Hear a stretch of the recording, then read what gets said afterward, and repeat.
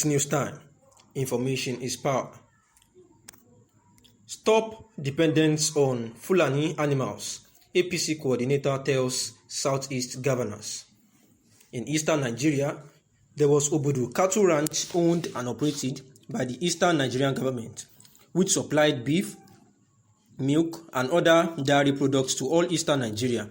Today's Cross River, Akwa Ibom, Rivers, Bayelsa, Imo, Abia, Anambra, and Enugu states. The cows at Obudu were not Fulani cows, and no Fulani person worked at Obudu. It was the Nigerian Biafra War that killed Obudu. If the states in the South and Middle Belt East, even in the far north, become self-sufficient in beef and dairy products, the Fulani animals will no longer find roaming profitable. Roaming or open grazing is not just to feed and water the animals free of charge. It is also for the market wherever the animals roam to. Remove that market by setting up own ranches, and you won't see the Fulani animals in your state again.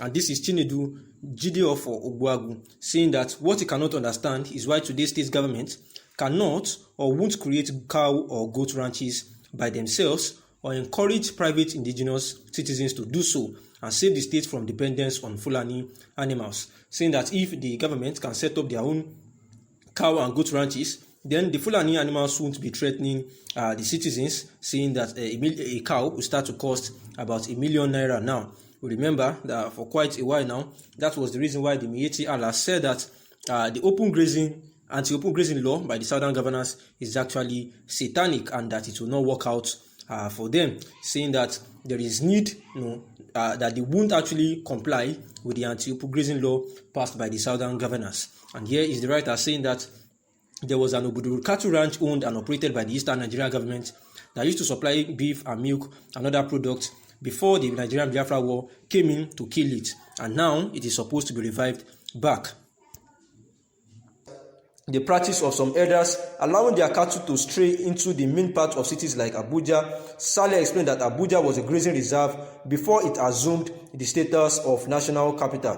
Abuja was originally a grazing reserve, but it has been a city today, he declared. Saleh emphasized that the love of the Fulani for cows and described tending to the animals as a heritage bestowed on the ethnic group by God. He said, "Do you know that we love cows so much? When we see cow, we feel happy because it is a symbol of our culture, economic empowerment, a heritage bestowed on us by God. The name of our group, Miyetti Allah, means we thank God for the gifts of natural wealth. Grazing has never been done in secret since the time of Moses. If you are a good reader of the Bible, Manja is where cows graze." Saleh accused Nigerian leaders of playing politics with grazing of cows. He warned that the manner leaders were handling the issue of open grazing, the country might go into extinction unless Nigerian tread softly on matter. He said many governors are using the issue of elders men to drive their politics and steal through the use of security votes, Saleh declared. And he said that people are just trying to play politics, working on the masses and stealing security votes. They are inviting so much trouble for themselves because when the pastoralists are pushed to revolt, their revolution may be the end of this country because the crisis will come in different shapes. It is the same government that is creating bandits. When you destroy the livelihood of the people, you push the younger population to an alternative. When you have an army of people without land and destroy what they have, you are enabling recruitments for jihadists. And when the problem comes, you won't be able to talk about elders again. He described what he called the ugly development in the Northwest as a consequence of the destruction of the grazing practice. What you have in Zamfara, Sokoto, Katsina is a consequence of the emasculation of the elders trying to destroy the economy of a people without creating an alternative means of living for them. And it is not in a progressive way forward, he said. He claimed that most of the cattle eating grasses in open fields in the southern part of the country are owned by southerners. Saleh said most of the cows you see in Lagos belong to Yoruba merchants, Kanuri merchants. Very few Fulani own cattle. And at times I laugh when Lagos, Bayelsa, Akwa Ibom say they are doing anti-open grazing because they are not serious. Some of the cows in Lagos are meant for the abattoir But having undergone stress before getting to Lagos, they are allowed a few days to move around. Imagine somebody in a riverine area like Bayelsa and Akwa Ibom saying he is doing anti-opo grazing. They are just making a mockery of themselves. We understand on those states, but why would Ogun, where everywhere is a market, want to do anti-opo grazing? Saleh said what the southern governors should have done was to create cattle ranches and lease them out to herders.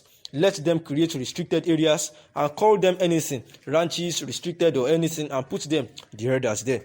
And you can designate places, just a few hectares, because you don't have land. Develop them and restrict them there.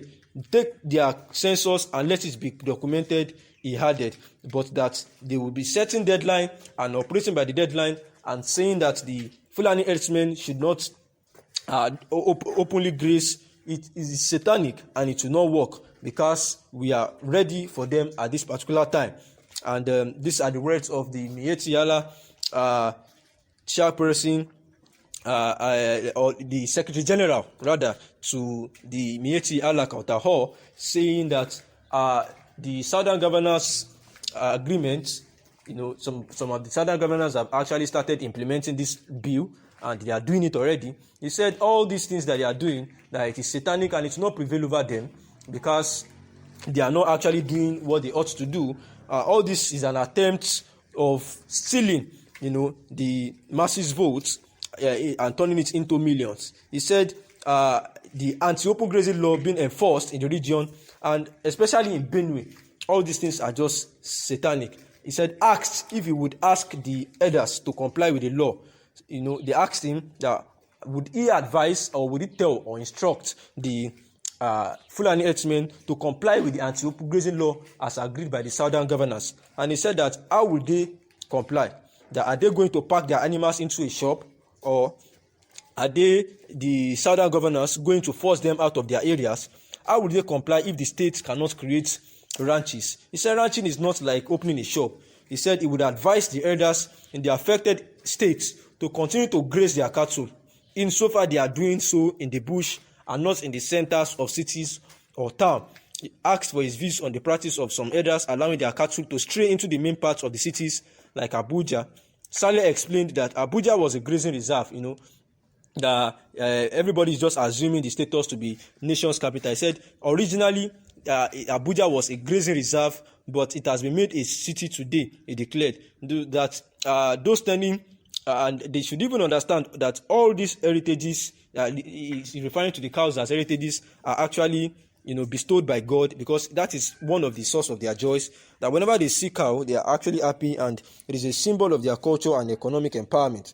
That it is an heritage bestowed on them by God, and that in fact the name bearing Miyetti Allah means that they thank God for the natural gifts and natural wealth that He has given to them, and that grazing has never been done in secret since the time of Moses. And everybody that is actually conversant with the Bible, that they will know that even as at the time of Jesus, that He was actually born in the manger, and that manger was actually where cows graze. So that the Nigerian leaders are trying to play politics with this grazing of cow is actually pathetic and sardonic. And he says that how many governors are using the issue of herdsmen to drive their politics, that they are only using it to steal the security vote, and that people are playing politics, working on the masses, and they are inviting so much trouble on themselves by doing this, because by the time the Fulani herdsmen will revolt, then the crisis will come in different shapes.